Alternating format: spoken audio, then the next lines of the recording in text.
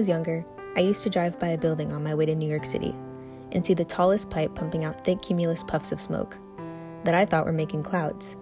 But the clouds always dissolved right into the air, and I always wondered why. I'm Caitlin Womack, and I'm reporting to you from Dispatches from 2020. New Jersey's air quality is the poorest among the country. New Jersey was given a grade F for air quality by the American Lung Association. Though Jersey's tackle on climate change focuses heavily on preserving the Jersey Shore and reducing human waste polluting our waters, pollution causes greater problems for citizens living inland. The state is home to up to 15,000 factories, pumping greenhouse gases and pollutants like dioxin, hydrogen chloride, and mercury into the air. Because of our industrial history as well, we have a lot of development going on. Mostly in our low-income and communities of color, you will find a lot of emission-producing factories.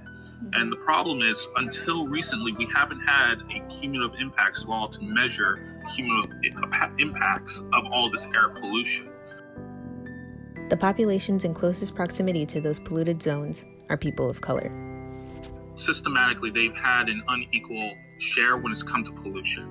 If you go to areas like Newark, Camden, Elizabeth, there are far higher rates of pollution compared to the more white affluent neighborhoods near them. Because of redlining, you're going to see a lot of polluters going to these areas because, they're less likely to have prominent ways of fighting the legal cases to make sure that these pipelines and these polluting facilities won't go there.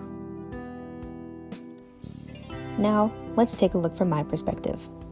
I reside in Union County in the town of Roselle and home to a majority Black and Latinx community located less than 5 miles from the Phillips 66 refinery. Though they help heat homes and power airplanes, harmful chemicals such as sulfur dioxide and benzene can cause long-term damage to children, including asthma, chronic pulmonary disease, or cancer.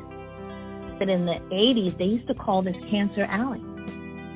Because of all the refineries and all the things that you talked about, Roselle is unique because we don't have big spaces for environmental or industrial companies, big industrial companies to come and set up shop.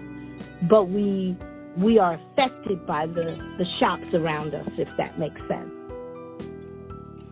So the studies show it all. If you look at low-income and communities of color, mainly, you see a rise in heart disease. You see a rise in cancers, and especially asthma.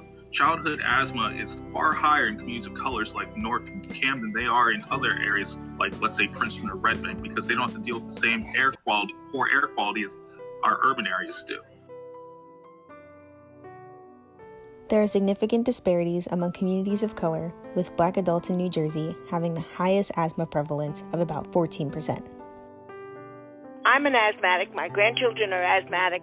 And of course, we live in living in Roselle, Linden, Elizabeth, these areas, we're all subject to the pollution. The pollution is horrible here. Those people who can afford to live someplace where you don't have pipelines, where you don't have all those kinds of things, they too will be bombarded by environmental constructs only because it will reach over to them. Air pollution trickles down into other climate issues as well. New Jersey News reported precipitation has been increasing, which has been a concern toward water levels, but the rain is also bringing down harmful chemicals that are pumped into the air. New Jersey's climate was also reported to be getting hotter, an anticipated increase from 4.1 degrees to 5.7 by 2050. Hotter days means more smog and higher pollution. So, where do we go from here? It's going to be a generational effort, and I think we've seen that with Greta, right? Like the power of our young people coming together and being able to really help us champion the cause of building a green plan, so to speak. Get mobilized. Get into, I don't want to say protest, but protest. Get involved. And talk to your legislators directly, because these are the decision makers, and not just your legislators, your local mayors, your council people, because good policy does start from the bottom up. A lot of the time we're working on the boring policy that no one's thinking of, but the policy is what creates the power, and the power comes from the people.